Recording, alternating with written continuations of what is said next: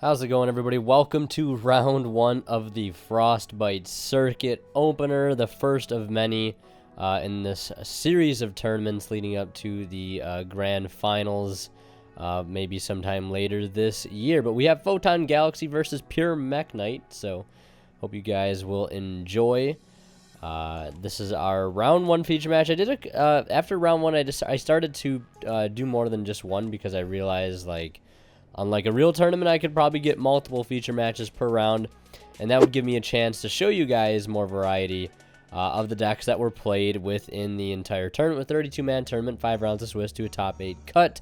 Finals are about to be played as I'm filming this later tonight. But as you see, Photon going first, starting with that Photon Thrasher, and then following up that with the Photon Vanisher, and that is met with an Infinite Impermanence, which will slow him down just a little bit because it's preventing that crucial access to Galaxy Eye's Photon Dragon. So maybe our Mekk player is a bit aware of how the deck can operate.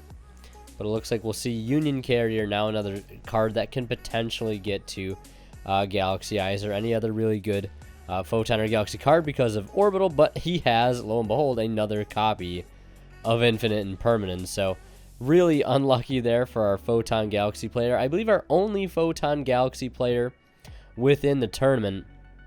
And at the halfway mark between games 1 and 2, I will put up the pie chart, showing you guys the full 32 deck breakdown that we had for this tournament. I believe there was like 23 or so different decks. Mekk being the most represented deck in the tournament. The 4 pure Mekk players. And yeah, you guys will see in the chart though a little bit later on, but our only Photon Galaxy player ending on just Soul Flare there and setting one card face down. We can imagine it might be something like Call by the Grave or Tachyon Transmigration, some usual suspects for the Photon Galaxy deck. Now Mekk have a perfect column to work with in the form of Union Carrier and Soul Flare, so of course Purple Nightfall is gonna get to the field, and then following suit, we have the Mekk Orcus Girsu, or Girsu the Orcus Mekk. Most notably, normally after that, the purple has been on the field. So if anything were to go wrong with the Girsu, he could simply tag out the Girsu with the purple to save it later, for next turn. And essentially also, purple clearing itself now to basically allow the other effective Girsu to go through, to go ahead and put other 2 tokens out onto the field. And he's also created a second column in the process because of the set card the Photon player has. But Lib is going to activate now, of course, to set a World Legacy spell or trap from the deck. And he can't activate it this turn. It's set so long as he has a World Legacy monster engraved. And he does have the World Legacy World Armor, which he's going to attempt to bring back now with the Succession. Now, I believe he could go ahead and use Soul Flare here to potentially make the Succession fizzle if he does have a Galaxy Eyes in his hand, but I don't think he does, as he struggled to get access to it last turn because of the double impermanence. So the World Armor will successfully hit the field, and along with that will come a copy of World Legacy Secrets, linking off now into Link Cross. Whether he'll combo or not with it is a different question, but, he's going to be able to at least get that spin effect of Lib in the graveyard. Will also be chain blocked as well. So he'll throw that, that Galaxy Eye Soul Flare Dragon back into the extra deck, not even going to respond with it, because at this point, if he does not have Galaxy Eyes, he'll have to discard 2 Galaxy and or Photon cards from his hand, which is a big minus at this point in the game. And Blue Sky hits the field this late in the turn to search for 2. We'll see a Morning Star, of course, discarding Indigo Eclipse, the perfect discard here. But, he already has Secrets, so we can imagine he'll go for something like, of course, Memory or even Whispers. Be pretty decent in this matchup, as Photon does have some pretty powerful spells in its arsenal. Trance, Orb, or Sanctuary, Expedition, just to name a few. And then we'll see the Yellow Star hit the field, banishing Girsu to attempt to clear the set. A Call by the Grave is activated. So a pretty textbook Mekk turn here. Really like to see it. Unfortunately, it is at the cost of our Photon Galaxy player getting the rough end of the stick. But battle phase will ensue here. Morningstar going over top of Union Carrier for 1,000 damage. And going to attack over now the token from Gearsy with Link Cross, leaving a direct attack for none other than Yellow Star for 2200 damage. Now, main phase 2 here still has a token just chilling. I'm not sure what he'll end up doing with that, if he'll opt to link off. And no, it looks like he's just going to set 2 cards and pass, and we know he has memory and secret, so he does have the potential to turn off a few monster effects. But of course, that token from Link Cross is actually going to do him in a little bit. I really wasn't sure as to why he made the Link Cross there. Maybe if he's watching this video, I believe Jabaro is playing Mekk Knights here. Maybe he can fill us in on why he went for the Link Cross. I assume, I see a lot of decks playing Link Cross now, not solely for the tokens, but just because it can trigger a lot of Link's Graveyard's effect almost immediately. I know Altergeist has done it with Hextia, and now seeing it with Lib is also pretty cool. So we're going to see Thrasher Vanisher again. It will actually be able to search Galaxy Eyes this time because, again, he was able to summon that Safe Haven column that that token is in. He's going to actually, I believe, special summon Galaxy Eyes via its, effect by tributing 2 monsters with 2,000 or more attack. And we'll see secrets be activated here now. Galaxy Eyes does have a little bit of a battle phase effect, where basically you can banish it and whatever it's attacking until the end of the battle phase, so it can be kind of helpful in this current situation. But again, all we know, or what we really know at this point, is it is just a Lib away from being removed from the field if he does not have something like Transmigration. And he has another card set here, so that is a potential opportunity here for Transmigration to come in clutch. Since the other card was a call by, we could see it, be a Transmigration. So now that token and Link Cross survived, as you really wouldn't have expected them to, but they did survive, and that will just basically allow for a free Lib. And then we're going to see Lib and Blue Sky linked off for another Morningstar, and of course this is going to proc both of their effects, Lib Chainlink 1, and I imagine we'll see probably Morningstar activate here as Chainlink 2. But maybe he's trying to play around the Transmigration again. And nope, he's not activating Morningstar, so he will not fall into the double negate of that could have potentially gotten, off of Transmigration, because it negates everything prior in the Chainlink. So it could have both negated Lib and Morningstar if he had decided to use that Morningstar there. But either way, purple will be used to get Indigo. Indigo hits the board to move over yellow to make room for red, and that's how he's going to systematically clear the rest of his field by banishing blue. And then we're just going to go into battle phase and clear things up here. So it looks like Mekk Knight's taking a pretty commanding win here in game 1. Did have double impermanence, which is going to be rough for any deck to kind of go through, especially if your hand is subpar. 2 interruptions, basically forcing you to play with a 3-card hand. So now we're going to go ahead and take a look at the deck breakdown here before we head into game 2. And as you can see, quite a bit of variety. We have 12 other decks that could be classified as other, and they are listed there on the side. 4 pure Mekk Knights, 3 invoked variants. We have a Mekk Knight, a Shaddoll, and a Generator, 3 Dino decks, 2 Salamangreat decks, 2 Adamancipator decks, 2 Eldritch decks, 1 Sky Striker deck, 1 Infernoble, 1 Cyber Dragon deck, and 1 Altergeist deck. And yes, Infernoble is in here because we were allowing cards that have been confirmed for Rise of the Duelist for those that are confused. And of course, other consisting of Photon Galaxy, 2 Mermail decks, 1 Trickstar, Magical Musket, 6 Samurai, Unchained, Infinitrack Trains, Crusadia Synchro, Chaos Lightsworn, Plunder Patrol, and True Draco to round out the rest of the playing field as we head into this tournament. So again, as I mentioned, quite a bit of diversity, and it's really great to see a lot of decks in this tournament that are decks that I've covered extensively on the channel, and I guess it kind of makes sense that since this is a tournament run through our community. So really glad to see everybody representing decks that I've covered, and that them taking their own spins on it and seeing how they progress throughout the tournament. So we're gonna head into game 2 here now, and I believe our Photon player is going to be made to go first, or well, choose to go first here, as is expected. With a going first deck, in my opinion, that Photon Galaxy can be unfortunately not able to play Afterglow Dragon in this tournament because it has not been confirmed for Rise of the Duelist. I think we may get it in Battles of Legend, but again, we have really no cards confirmed for that set, unfortunately. So here, Afterglowless Photon Galaxy, again, for those wondering, this is not for fit in with the current card pool that we wanted to use for this tournament. So starting with Sanctuary, and then we see the Vanisher actually go through, thus fueling a Galaxy Soldier. So we're already off to a really good start here. Now, if Photon Galaxy can establish its standard board, I feel like it can put up a bit of a hard time for a deck like Mekk Knight. The one thing about Mekk Knight, though, at least builds that I've played personally, is it can play quite a few hand traps. You know, Photon Galaxy is a deck that can play through hand traps, but I would say once you go above 2 hand traps, and especially if they're timed well, you know, it can be pretty devastating.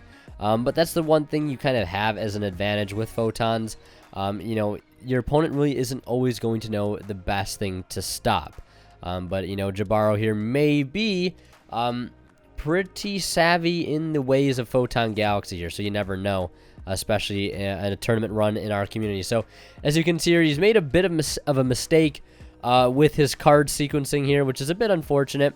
Probably should have linked off into something like Union Carrier first, then gone into the Galaxy Knight play. But again, these mistakes happen.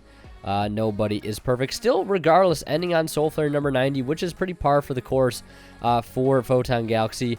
Better than nothing, for sure. So, draw phase, he's going to activate number 90. We'll see a Cosmic Cyclone be chained, and then what is that?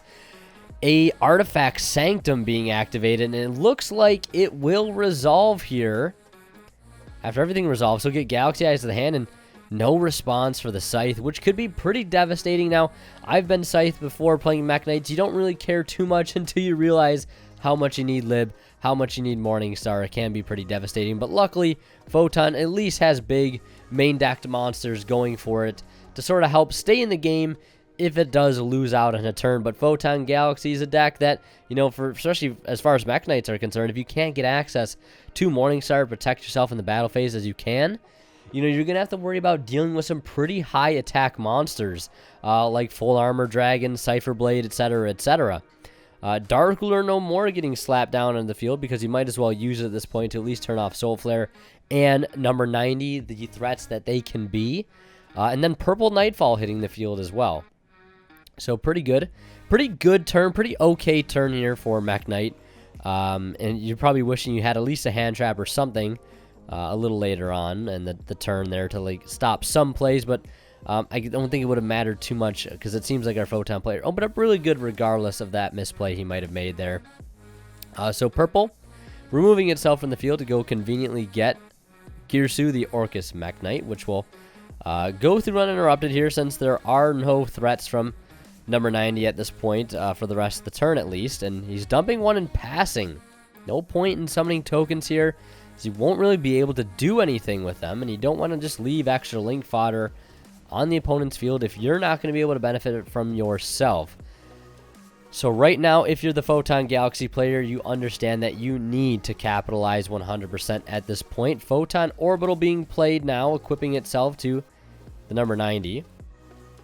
Attempting to send it off, hoping he doesn't have Cosmic Cyclone here. It'll grab a copy of Galaxy Soldier, one of the better cards to play in the deck, and discarding perfectly a Galaxy Eyes Dragon that, of course, he searched the previous turn in the draw phase off number 90. That's one of the most important reasons why you should always try to use that draw phase effect, at least use number 90's effect in the draw phase, I should say, to prevent, or even in the standby phase, to prevent losing that crucial search for next turn due to cards like Dark Lure Noir or Super Polymerization or Raw Sphere Mode, whatever it may be. So now we're going to see a successful Galaxy Knight to bring back that Galaxy Eyes Photon Dragon. The power play that this deck has, you know, instant rank 8 access, and rank 8s are some of the better Xyz monsters in the game. We'll see Hope Harbinger here, no exception. And he still does have Scythe and Galaxy Eye, or Galaxy Soldier on the field. Those could be turned into, you know, Union Carry, or it could even be turned into something like the Bujinki Link, or gone for Soul Flare. But that's going to be enough for the Mekk Knight player to go ahead and concede as we head into Game 3. And, of course, I want to mention a quick shout-out to Imperium Duelist.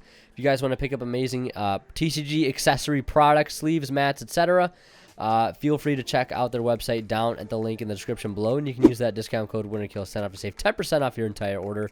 And of course, if you guys are buying anything on TCG Player, don't forget to use my affiliate link down in the description below.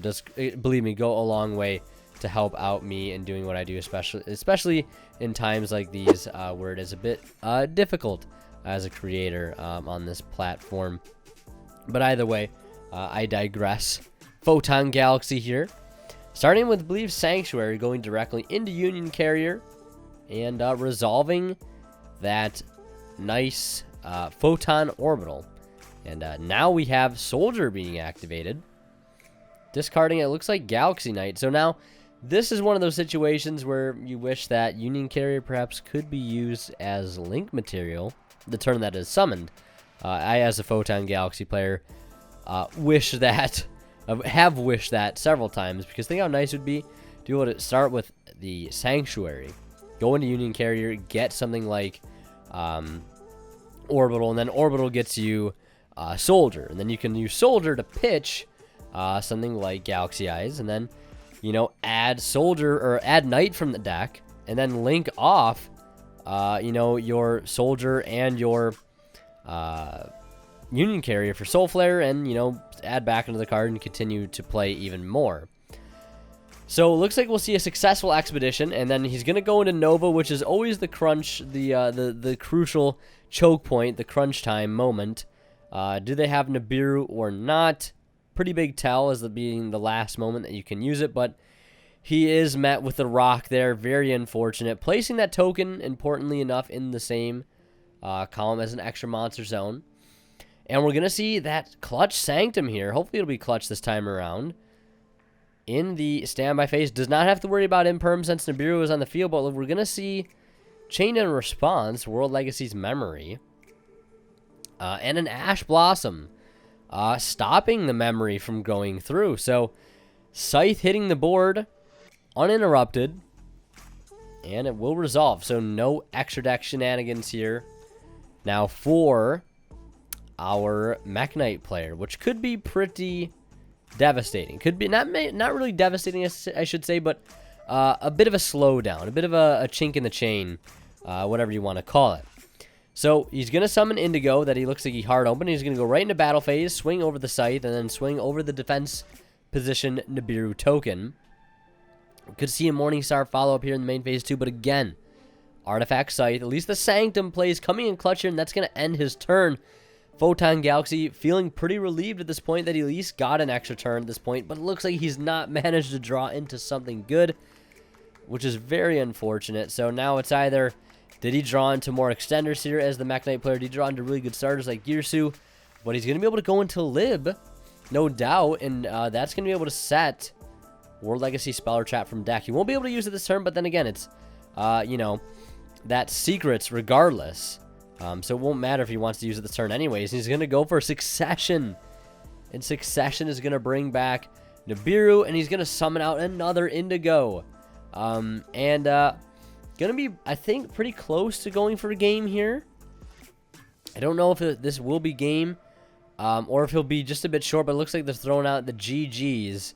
Yeah, so Indigo still has to attack, yeah, and I believe that ends up being game there, and Mekk Knight's taking the round 1 win versus Photon Galaxy 2-1. So, unfortunately, you know, these are decks that I would like to see both win, but, you know, we got to have only one winner as we advance into round 2, and I believe I have 2 feature matches for you guys in round 2, and I'll keep you guys posted with different pie charts. I believe I have a top 8 pie chart, and I believe I have a chart showing the top 16 decks after round 3. So I'll give you guys a bit of an update on the field for those that haven't been checking in on the results in Discord. By the way, link to that below.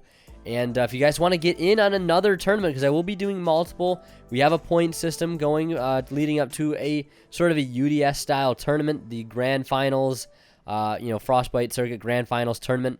So if you guys want to get in on that, be on the lookout in Discord for future signups for future tournaments. We'd love to have you. Love to have more people again.